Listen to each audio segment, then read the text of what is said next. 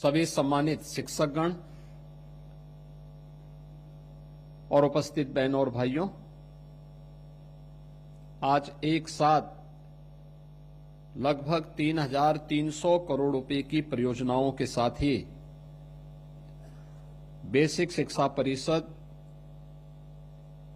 अपने कुछ अभिनव कार्यक्रम के साथ उत्तर प्रदेश के भविष्य को सजाने और संवारने के एक नए कार्यक्रम का शुभारंभ करने जा रहा है। बेसिक शिक्षा परिषद के द्वारा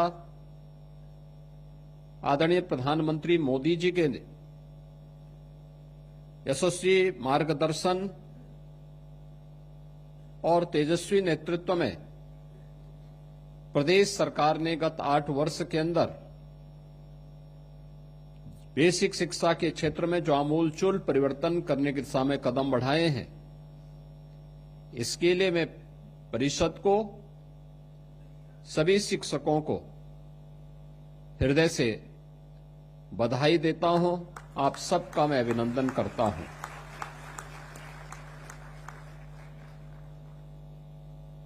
ऑपरेशन कायाकल्प से यात्रा प्रारंभ होती है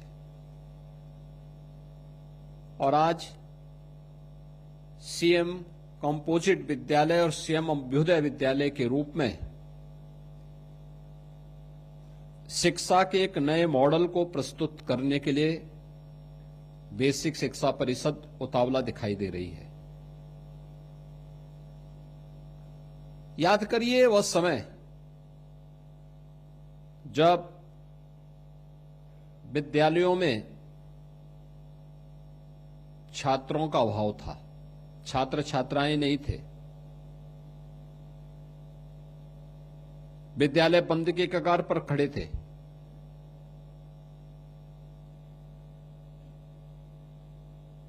भवन जर्जर पड़े हुए थे, गंदगी हुआ करती थी, अव्यवस्था हुआ करती थी। उन स्थितियों में ये यात्रा प्रारंभ हुई और एक पहल की आवश्यकता थी। प्रदेश सरकार ने, प्रदेश में सरकार बदलते ही पहल प्रारंभ हुई तो उसको नेतृत्व अपने अपने विद्यालय में संबंधित विद्यालयों के प्रधानाचार्यों ने, शिक्षकों ने और उससे जुड़े हुए अन्य जो उनके सहयोगी थे, उन सब ने मिलकर के जो कार्य प्रारंभ किया। आज आप देख सकते हैं कि प्रदेश में लगभग सभी विद्यालय ऑपरेशन कायाकल्प के साथ जुड़ चुके हैं।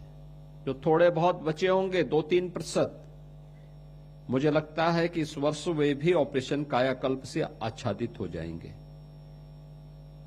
स्कूल में ड्रॉप आउट रेट क्यों ज्यादा होता है, क्यों बढ़ता है? जब वहां पठन पाठन का माहौल न हो, जब वहां पे बुनियादी सुविधाएं न हो, बालक बालिकाओं के लिए टॉयलेट की व्यवस्था नहीं, पेयजल की व्यवस्था नहीं, शिक्षक कभी आ रहे हैं कभी नहीं आ रहे हैं, गंदगी हो, खेल कूद की कोई व्यवस्था न हो, उस शुरुआत में उस प्रकार के अनुकूल वातावरण बनाने के लिए जो एक अभिनव प्रयास होने चाहिए, जब वह नहीं हुए तो हम लोग देखते थे कि एक सामान्य व्यक्ति भी अपने बच्चे को बेसिक शिक्षा परिषद के स्कूल में 2017 के पहले नहीं भेजना चाहता था। और अभी मैं देख रहा था, जब यहां पर मैं विभिन्न विद्यालयों ने जो अभिनव प्रयास किए हैं और उसके परिणाम सामने आए हैं, आप अनुमान करेंगे बेसिक शिक्षा परिषद के स्कूलों में अब 800 और 900 और 1000 और 1200 तक बच्चे हों। यह एक नए परिषदीय विद्यालयों की तस्वीर को दुनिया के सामने रखता है। लोग यही बोलते थे 2017 में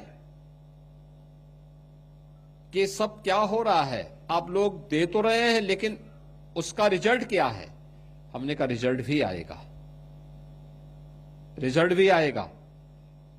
अभी सरकार आई है, उन बच्चों के भविष्य के साथ खिलवाड़ करने की छूट नहीं मिलनी चाहिए। जिन बच्चों ने पढ़ने की एक लालसा से स्कूल तो गए लेकिन फिर असमय उसको वापस आना पड़ा, फिर जाना उसने बंद कर दिया। अब स्थिति बंद होनी चाहिए। और आज मुझे बताते हुए प्रसन्नता है,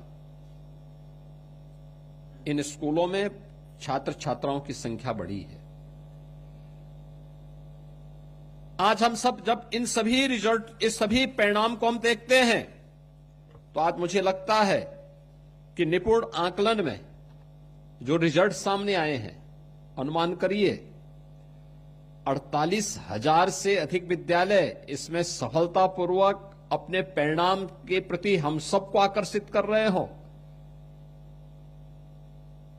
याद करिए, पहले हम लोग देखते थे कि भाई स्वाभाविक रूप से जब स्कूल में न बच्चा आएगा न शिक्षक आएगा, तो उस समय अक्षर ज्ञान आप 5वीं क्लास के बच्चे से भी पूछते थे तो वो भी नहीं बता पाता था, उसको भी नहीं पता होता था।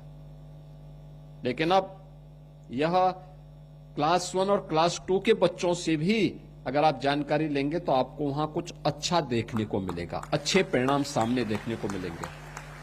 और मैं तो आज बेसिक शिक्षा परिषद से कहूंगा कि प्रदेश भर के जितने भी बीएड और एमएड के छात्र होंगे, इनको एक सप्ताह के लिए वहां से छुट्टी करवा करके बेसिक शिक्षा परिषद के विद्यालयों में निपुण कार्यक्रम के आकलन के लिए उन्हें भेजने की आवश्यकता है।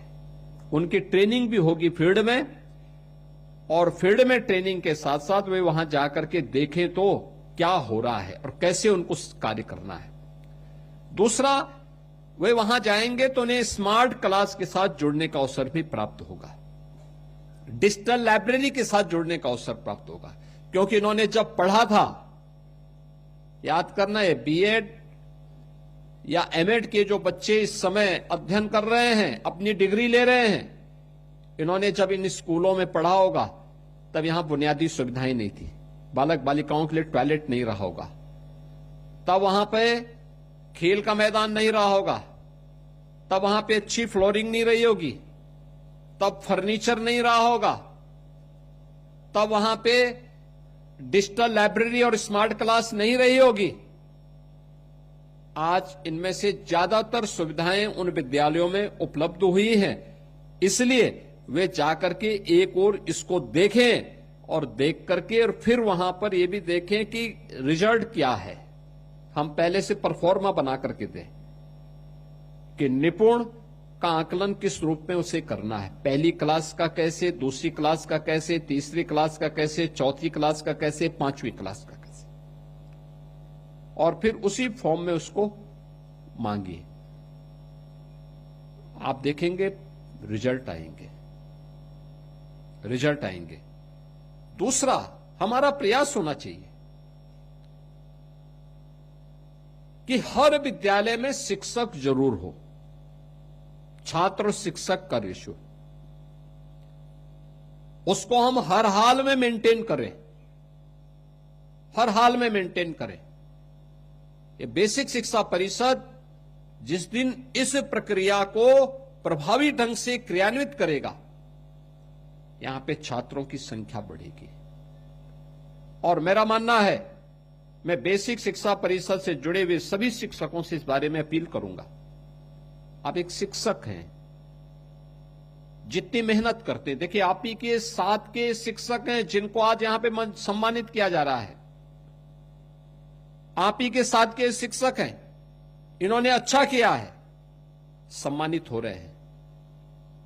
और ये सम्मान एक मंच की एक औपचारिकता होगी, लेकिन उनका सबसे बड़ा सम्मान है जो उनके द्वारा जिन बच्चों को आज प्रशिक्षित किया जा रहा है, जिन बच्चों के भविष्य को समझाने और संवारने का काम हो रहा है, यही बच्चे जीवन भर उन्हें स्मरण करेंगे और अपने उस समय जब वह किसी पद और किसी पोजीशन पर जाएंगे तो उन शिक्षकों का स्मरण उनके मन में सदैव होगा।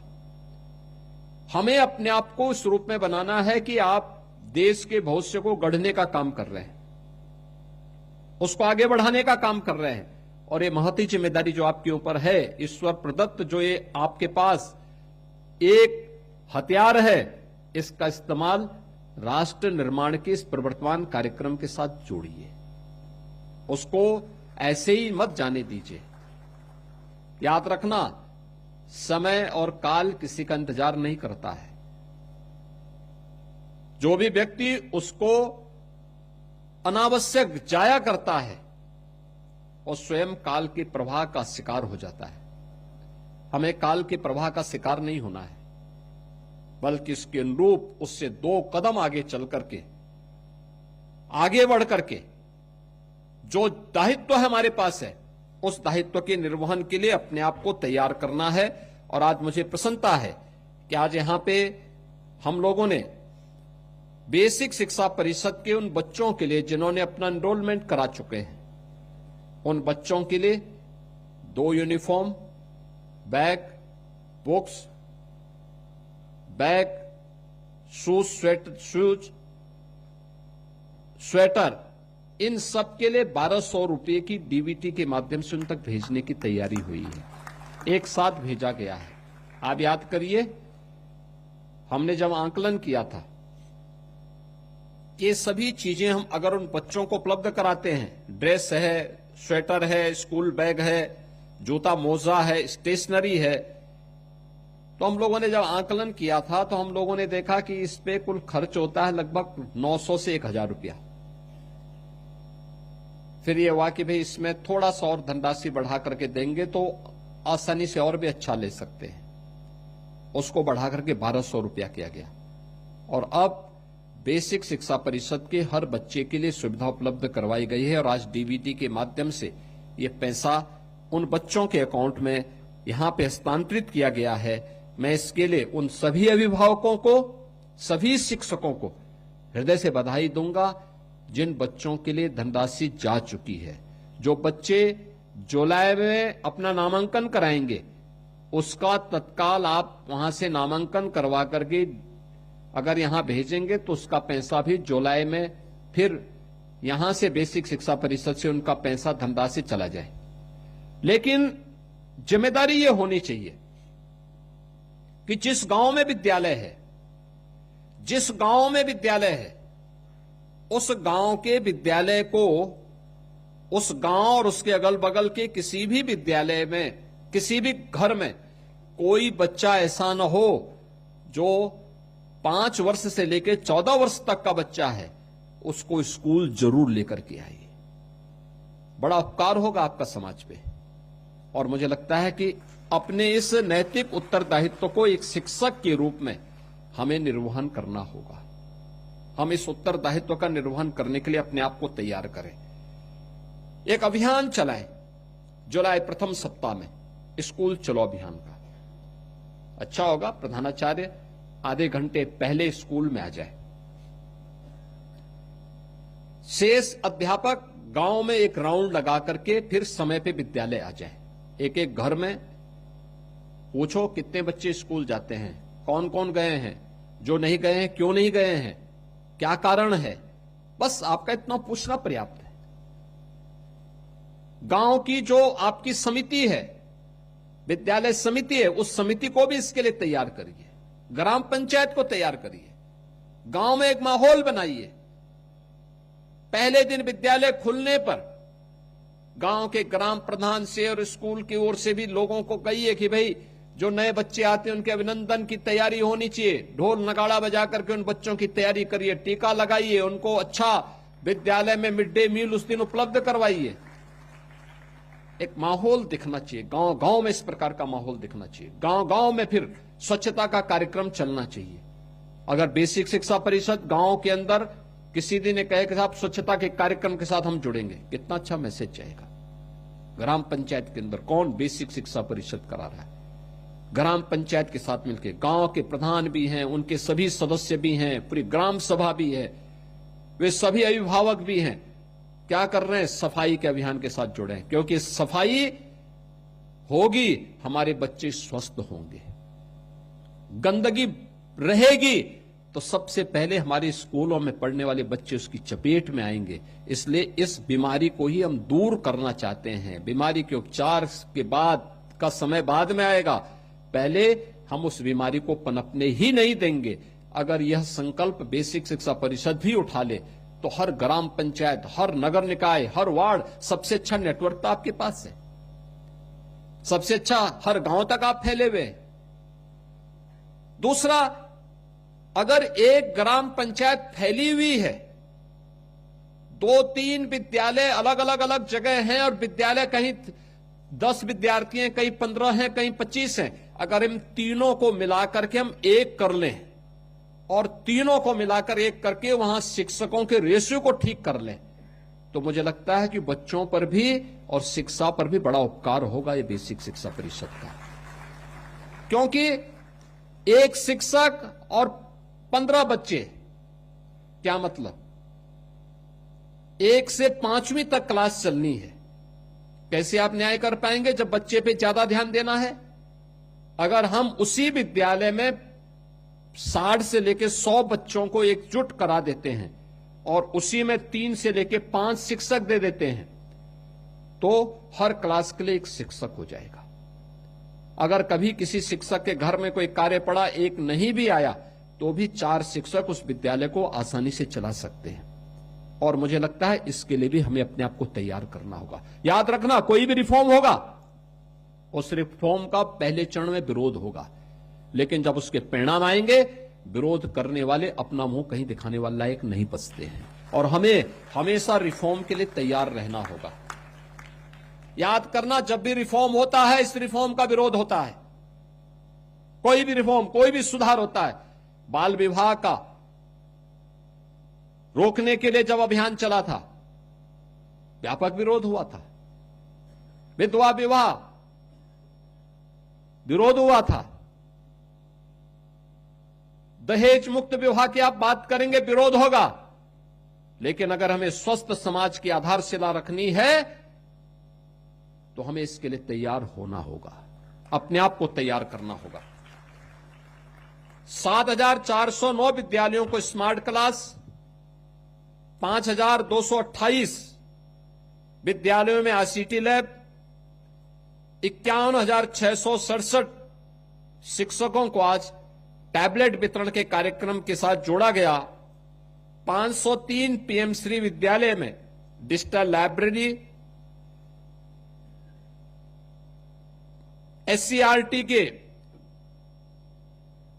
संस्थानों में आपके एजुकेशनल ब्रॉडकास्टिंग स्टूडियो, आपने देखा होगा क्या एक मॉडल है, कैसे हम अच्छे शिक्षकों के पाठ्यक्रम को वहां व्यवस्थित तरीके से अन्य जगहों तक भी पहुंचा सकते हैं। एक अच्छा माध्यम बन सकता है। अब तो दुनिया के अंदर, या हम लोगों ने यूपी के अंदर भी कुछ जनपदों में प्रारंभ किया, जैसे हेल्थ में डिजिटल कंसल्टेशन है। कोविड के दौरान हमने वर्चुअल एजुकेशन के साथ भी हमने कार्यक्रम को जोड़ा था। एक बेहतरीन अभियान चल सकता है। टेक्नोलॉजी इंप्रूव कर चुकी है। किसी एक सब्जेक्ट को लेकर के कोई अच्छा शिक्षक होगा, उसका लाभ प्रदेश भर के छात्रों को क्यों नहीं प्राप्त होना चाहिए? पहले शिक्षक छोटे छोटे उदाहरण देकर के समझाया करते थे। अगर आप सीधे किसी लेसन को, किसी पाठ को सीधे ही पढ़ाना प्रारंभ करेंगे, हो सकता हो वाव हो, लेकिन अगर छोटे छोटे उदाहरण बीच बीच में देकर के हम उसका एग्जाम्पल देकर के उसी पाठ को आगे बढ़ाएंगे, तो मुझे लगता है बहुत सरल हो सकता है, आसान हो सकता है। हमें इस दिशा में कार्य करने की आवश्यकता है। और इसी प्रकार से जो आपके जितने भी विद्यालय हैं, कंपोजिट विद्यालय हैं, जितने परिषदीय विद्यालय हैं, जो उच्च प्राथमिक विद्यालय हैं, इसमें समर कैंप भी एक नया प्रयास प्रारंभ हुआ है। यानी यही नवाचार है। देखिए, कल दिल्ली में 20 राज्यों के मुख्यमंत्रियों की बैठक थी। मुख्यमंत्री और उप मुख्यमंत्रीगण उसमें उपस्थित थे और लगभग 50 के आसपास इस संख्या थी। यूपी के माध्यमिक विद्यालयों में हम लोगों ने प्रोजेक्ट अलंकार के माध्यम से उन विद्यालयों के जो पुराने पड़ चुके जीर्ण शीर्ण विद्यालय थे, उन विद्यालयों के नवनिर्माण के लिए, उनमें नवाचार के लिए, उनमें टेक्नोलॉजी का बेहतर समावेश करने के लिए जो कार्य और जो कदम उठाए गए, उसके जो रिजल्ट आए हैं, कल उसका प्रेजेंटेशन भी हमने यूपी के माध्यम से वहां पे प्रस्तुत किया है। आप सोचिए, लाखों बच्चों को उसके माध्यम से लाखों बच्चों के जीवन में परिवर्तन हुआ है, हजारों नौजवानों को रोजगार का सृजन भी हुआ है और ढेर सारे अन्य लोगों के लिए वहां पे अन्य रोजगार का सृजन, अन्य तरीके से प्रत्यक्ष और अप्रत्यक्ष रूप से रोजगार का सृजन भी नए संस्थानों के माध्यम से देखने को मिला है। प्रयास करने से परिणाम आते हैं। व्यक्ति जब प्रयास ही नहीं करेगा तो परिणाम कहां से आएगा। और आज इसी के माध्यम से हम लोगों ने सभी कार्य यहां पे किए हैं। निपुण आकलन के माध्यम से उत्कृष्ट प्रदर्शन करने वाले शिक्षकों का भी आज यहां सम्मान हुआ है और मुझे लगता है राज्य भर में इस प्रकार के कार्यक्रम किए जाने चाहिए। इनका आकलन ब्लॉक स्तर पर, जनपद स्तर पर, कमिश्नरी स्तर पर भी और राज्य स्तर पर भी इनका आकलन करते हुए फिर सम्मान की प्रक्रिया, एक स्वस्थ प्रतिस्पर्धा को आगे बढ़ाना। समर कैंप के माध्यम से अभी हमें प्रयास करना चाहिए। इस समर कैंप विभिन्न प्रकार की इंडोर एक्टिविटीज को आगे बढ़ाने का एक माध्यम। 21 जून को अंतर्राष्ट्रीय योग दिवस है, उसका 10वां संस्करण होगा। हमारा प्रयास होना चाहिए 21 जून को हर बेसिक शिक्षा परिषद, हर कंपोजिट विद्यालय, हर कस्तूरबा गांधी विद्यालय में अभी से तैयारी हो और अभी से प्रशिक्षण हो। योग का जो प्रोटोकॉल आयुष मंत्रालय ने तैयार किया है, उस प्रोटोकॉल को लेकर के अभी से प्रशिक्षण तैयार हो, अभी से प्रशिक्षित योग शिक्षक वहां तैनात हो और फिर 21 जून के लिए बेसिक और माध्यमिक स्कूलों को, उच्च शिक्षण संस्थानों को, प्रदेश भर के हर संस्थान को रिकॉर्ड मात्रा में विश्व योग दिवस के अवसर पर अपने अपने संस्थानों के साथ जोड़ना चाहिए। अभी से इसकी तैयारी होनी चाहिए। समर कैंप ये बच्चों के अंदर की प्रतिभा को तनाव मुक्त करने के माध्यम से एक मंच मिलेगा। इंडोर एक्टिविटीज, वो कैरम भी खेल सकता है, टेबल टेनिस भी खेल सकता है, बैडमिंटन खेलने की सुविधा भी उसको दीजिए, योग की क्लासेस भी वहां लगाइए, संगीत का वादन, गायन, नृत्य, नाटक, इन सभी कलाओं के बारे में भी उसको प्रशिक्षण देने के कार्यक्रम के साथ उसको जोड़ना चाहिए। और फिर अभी प्रशिक्षण दीजिए। इस प्रशिक्षण का एक प्रतिस्पर्धा में जब आप स्कूली गेम्स शुरू करें नवंबर दिसंबर में, एक सप्ताह का कार्यक्रम केवल इसी के लिए जारी करिए। विद्यालय स्तर पर, ब्लॉक स्तर पर, जनपद स्तर पर, कमिश्नरी स्तर पर और फिर प्रदेश स्तर पर। अगर आप ये 4 स्टेजेस में स्पोर्ट्स की, संगीत की, अन्य एक्टिविटीज को आगे बढ़ाते हुए कार्यक्रम को आगे बढ़ाएंगे तो अपने पाठ्यक्रम के साथ साथ उस बच्चे की, आवश्यक नहीं कि हर बच्चा पढ़ने में ही पारंगत हो, या आवश्यक नहीं, उसमें और भी कोई प्रतिभा होगी। कोई संगीत में होगा, कोई स्पोर्ट्स में होगा, किसी के अंदर कोई अन्य हुनर होगा, उसको निखारने का काम हमारे स्कूलों को करना होगा और उस दिशा में हम प्रयास प्रारंभ कर सकेंगे तो एक अच्छा प्रयास प्रारंभ होगा। दोस्तों, आज यहां पे SCERT के द्वारा यहां पे सारथी और अनुरूपण इन 2 पुस्तकों का भी विमोचन का कार्यक्रम यहां पे संपन्न हुआ है। ये पुस्तक केवल पुस्तक नहीं है, मैं दोनों का आकलन कर रहा था, मैं दोनों को देख रहा था। हर विद्यालय में ये पुस्तक पहुंच जाए। पुस्तक जब हर विद्यालय में जाएगी तो हर विद्यालय में सुनिश्चित होना चाहिए कि वहां के प्रधानाचार्य के साथ साथ सभी शिक्षक उसका अवलोकन भी करें। इसमें जो कुछ भी आया है, मटेरियल जितना भी आया है, ये कहीं बाहर से नहीं आया, US और UK से नहीं आया है। ये सब आप ही के बीच के शिक्षकों का द्वारा दिया गया जो मटेरियल है, वही उन पुस्तकों के माध्यम से आज संकलित करके आपके पास भेजा जा रहा है।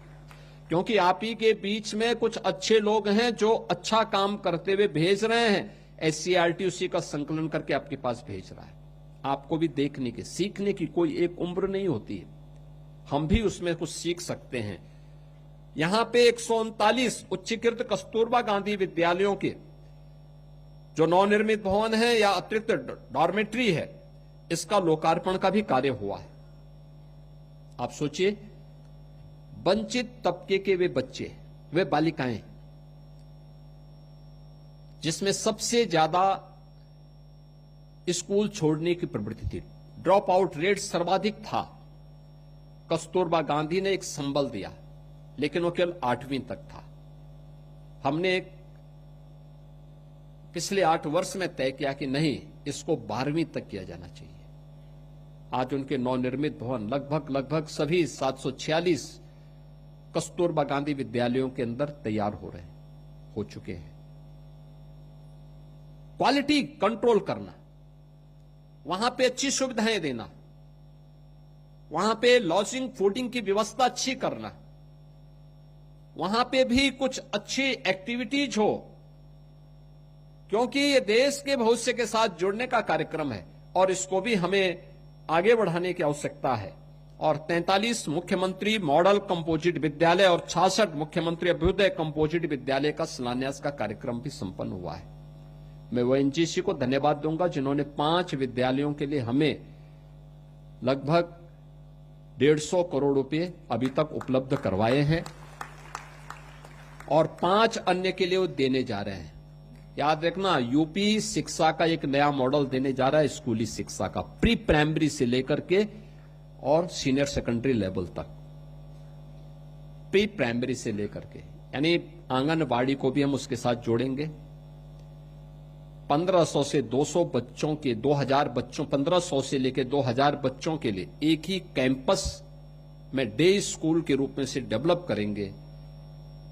अच्छी साइंस की लैब, बायोलॉजी की है, फिजिक्स की है, केमिस्ट्री की है, कंप्यूटर की है, या फिर आज के जो मॉडर्न एज से जुड़ी हुई टेक्निकल लैब्स होंगे, ये सभी उसमें देने के कार्यक्रम भी उसके साथ जुड़ेंगे।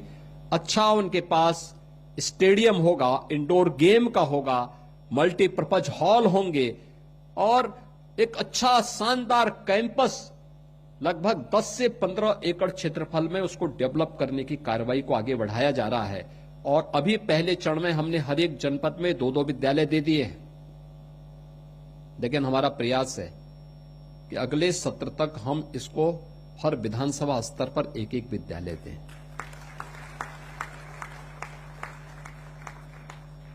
हर विधानसभा स्तर पर एक-एक विद्यालय दें। 25 से 30 करोड़ रुपए की लागत से बनने वाला एक-एक विद्यालय,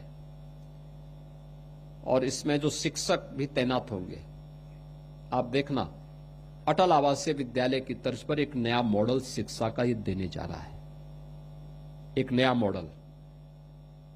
अब ऐसा नहीं कि किसी परिवार में 3 बच्चे हैं तो एक बच्चा 5वीं में पढ़ता है, एक 9वीं में पढ़ता है, तो दोनों अलग अलग विद्यालय में जा रहे हैं। नहीं, अब प्री प्राइमरी से लेकर के अगर 3 बच्चे भी हैं, एक आंगनबाड़ी में है, एक 5वीं में है, एक 9वीं में है, तीनों एक ही विद्यालय में पढ़ सकते हैं। ये सुविधा हम देंगे, क्वालिटी एजुकेशन के साथ जोड़ेंगे। क्वालिटी एजुकेशन के साथ जोड़ेंगे, ट्रेन टीचर देंगे और पर्याप्त मात्रा में शिक्षक देंगे। ऐसा नहीं विद्यालय भवन है, शिक्षक नहीं है, शिक्षक है तो फर्नीचर नहीं है, फर्नीचर है तो टॉयलेट नहीं है। ऐसा नहीं होगा। वहां पे सभी प्रकार की सुविधाएं एक छत के नीचे, एक कैंपस में सभी प्रकार की सुविधाएं प्राप्त होंगी। और यह एक नई शुरुआत बेसिक शिक्षा परिषद में, यह भी एक अभिनव प्रयास है, यह भी एक नवाचार बेसिक शिक्षा परिषद। यानी मुझे लगता है कि शिक्षा तो आधारशिला होती है। याद रखना, समाज हो या राष्ट्र, इसकी आधारभूत नींव है शिक्षा, और उसमें भी बेसिक शिक्षा। ये नींव के पत्थर हैं और बेसिक शिक्षा ने पिछले 8 वर्ष में सर्वाधिक नवाचार किए हैं। इनोवेशन का एक नया केंद्र बिंदु बना है उत्तर प्रदेश का बेसिक शिक्षा परिषद। और याद करना, जहां पे इनोवेशन होंगे, जहां नवाचार होंगे, वहां बहुत सारे लोग बोलेंगे भी, उंगलियां भी उठेंगे, लेकिन इसकी चिंता नहीं करनी। आप अपना कार्य में अनुरत आगे बढ़ते रहिए। मुझे पूरा विश्वास है इसके परिणाम, सार्थक परिणाम सामने आएंगे।